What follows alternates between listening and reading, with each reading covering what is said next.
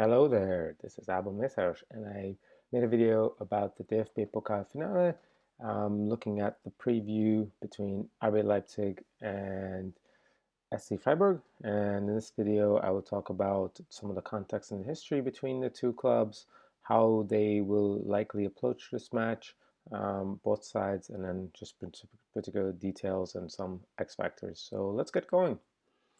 So look, there's a lot of history, as much as there can be, given the relatively new formation of RB.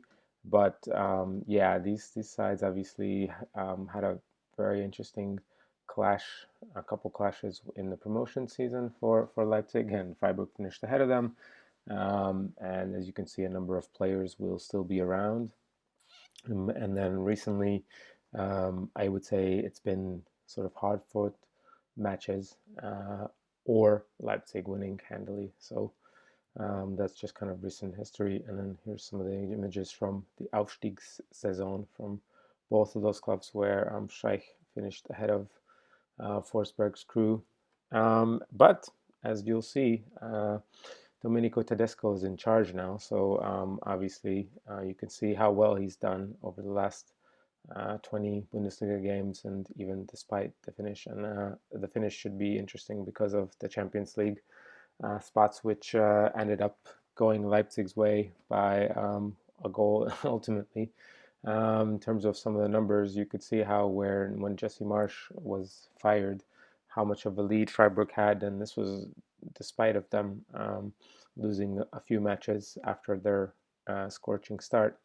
And as you'll see, Tedesco's Leipzig has been the second best team, even with sort of a relatively limp finish to the season.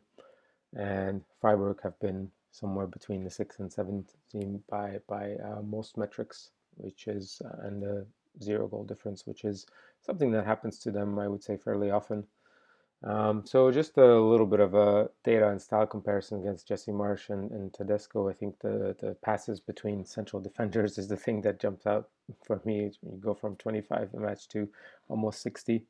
You'll see the forward first pass is much less frequent under Tedesco. So obviously, almost double the number of possessions that are 45 seconds longer. So you can see definitely PPDA goes from 8.4 to 13.3. So a very control, right? So Marsch was in some ways out of control, and players were talking about how it became a track meet, a basketball game transition fest, and Tedesco seeks to have much more control, and perhaps some of these games are not as enjoyable, but certainly been winning for the most part, except for the last parts of the season. And then you can see some of the improvements in terms of the defense and some of the shots against and conversions as well. So just talking about how Freiburg's match plan going into that, since they're the team that has been relatively the same.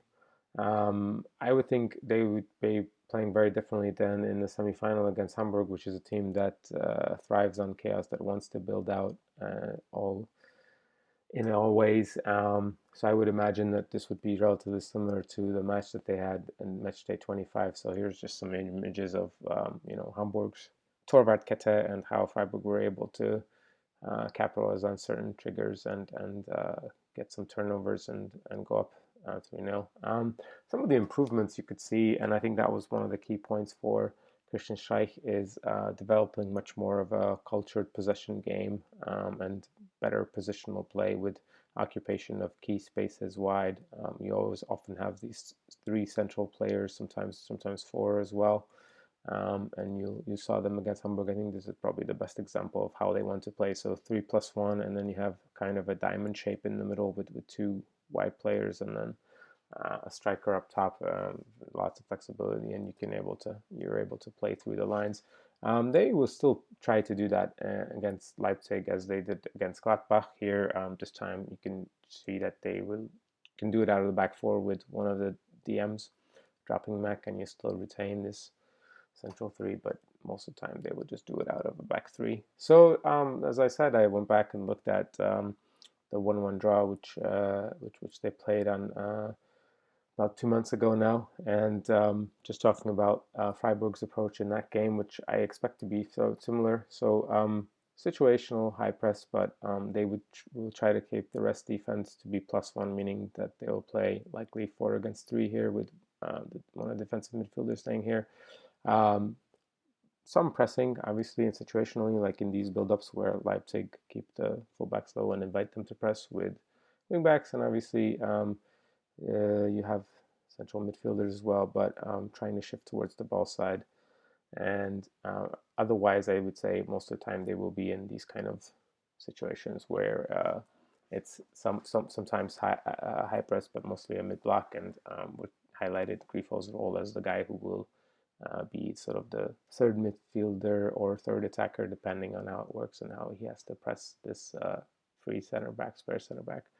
In the build up, you'll see the back three with sometimes Grifo pulling out, and similar to Campbell, but keeping the last line with the wing backs Günther and Schmid or Kübler, and then you have some between players as well. So this is much more the diamond that they use in build up, so the 3+1 that I mentioned before. So they were doing that in that game as well, although it wasn't particularly effective.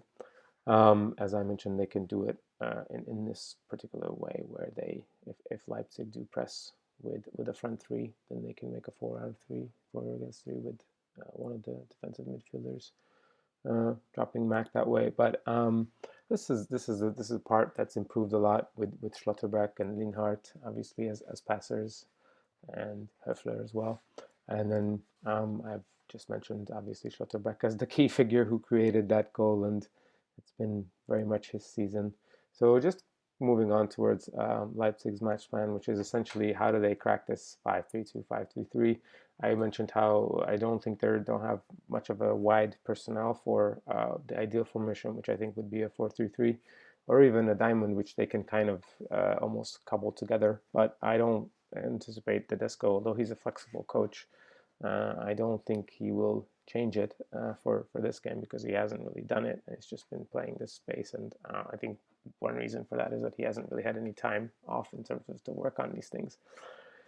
And then so just the base scheme of how he wants to play with here, and then the overloads with Campbell and Leimer, and then Gvardiol's role, and just making sure that they don't lose track of the set pieces. So some of the personnel questions I mentioned here is they really have an issue, which is basically anybody that's not Nkunku or Angelino lately in terms of scoring. So just the form questions and who is he going to pick. I think pretty much, the back three and Nino, and then Leimer and Campbell and Nkunku pick themselves, and you have this kind of one spot here, maybe two for Olmo, Forsberg, and Szoboszlai, and then Poulsen or Silva.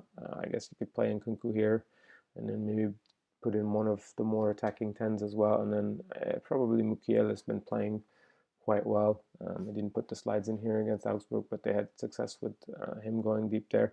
For Freiburg, the questions I would say are much easier. Probably Kübler against over Schmid as the wing back.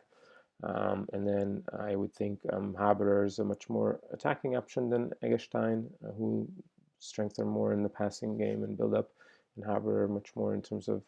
So I think if you see Haberer in the lineup, you'd expect a more attacking Freiburg.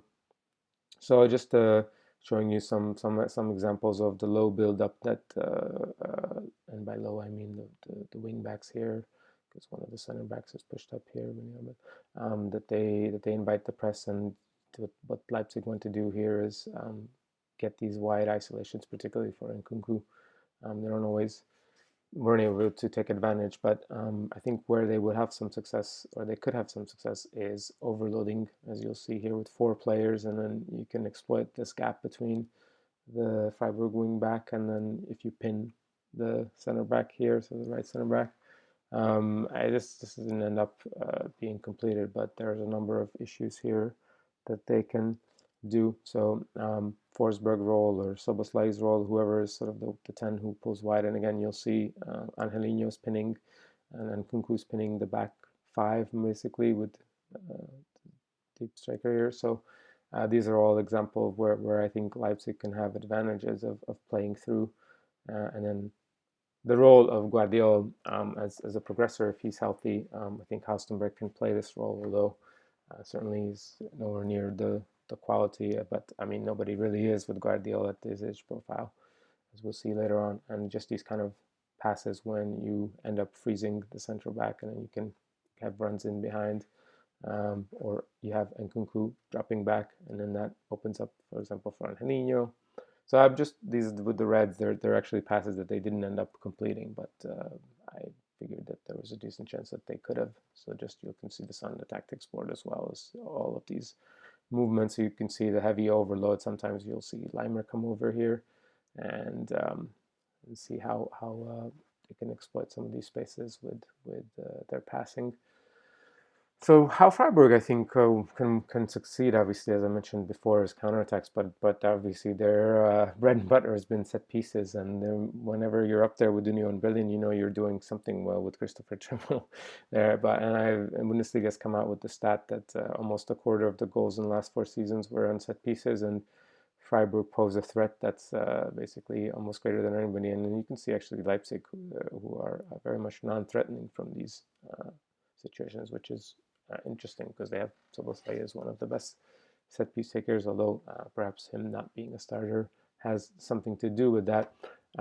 So just how Leipzig always defend these, particularly not the corners but the free kicks, is they have this high line, and this is actually something that a lot of teams do against Freiburg, and they're very much preferred. They do it a couple different things, which is they always have 2 takers, and Grifo, probably the best set piece taker in the Bundesliga. And then Christian Günther is also very good, and Szoboszlai can take them as well. So they do a lot of these fake runs. Höfler will come to the near post. Schlotterbeck is always on the far side, and he's the one that they really always want to target, and he just has a real drive and can get there a lot. Or they do these kind of delay runs, and I'll show you an example here of this is late in the cup game against Hoffenheim, where Günther is instructing Szoboszlai, who will come into the picture in a second, but they talk for a good 4 or 5 seconds about how he's going to take it, who he's going to take it, because he's not normally the taker because Grifo's out. So you can actually see him how he's scanning inside for where he wants to play this ball, and they end up this high line that I mentioned the teams do. They end up getting one of the Hoffenheim players to drop and jump, and basically you see Höfler making the run, and basically you get this huge swath where Schlotterbeck and company can all get there, and they get a very, very good chance, which Lienhardt end up missing. But that's just one example that Freiburg are probably the best set piece team in the Bundesliga next to Union Berlin. And then finally, some potential X factors. Obviously, you don't need me to extol the virtues of Christopher Nkunku as the league MVP, but you'll also see Gvardiol, who this is data from Sacrament, as the expected threat from passes, where he's the best player in the league. And then Schlotterbeck is also fairly high here. So just obviously keep an eye out for those. I think the Schlotterbeck Gvardiol matchup is something special if you're watching for young center backs, and probably have 2 of the very, very best. And then just mentioned some of the people in the expected assists and some of the other metrics expected from carries. So you got Nkunku leading that, Gvardiol for passes, obviously, Nkunku in the assists as well.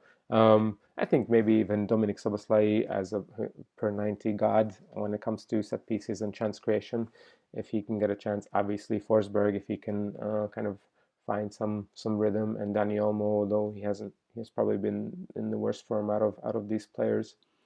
And then, so just to get back to Schlotterbeck, obviously, I really like this. This is probably the best way to think about them, as Marcus Brink has this wonderful tweet and profile of how he is the only guy who is in the top 90th percentile in ball progression, area duels, and ball winning, which is kind of what you would want. So that's Nico Schlotterbeck, and he's going to Dortmund, and maybe he wants to go out with a Pokal win. And then last but not least, I'm just noticed, and this might not have any influence, but obviously Freiburg have had a bunch of these games where they grabbed 2 or 3 goals. I think Gladbach 6-0 was the best example early, and they have this amazing 24 goals in the first 30 minutes.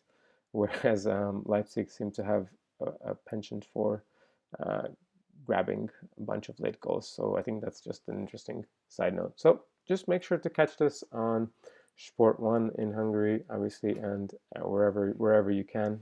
So thank you very much. I hope you enjoyed. I'll try to make a few of those videos. I think this will be on YouTube. So thank you very much. This is Abel Mesaros signing off with the DFB Pokalfinale preview.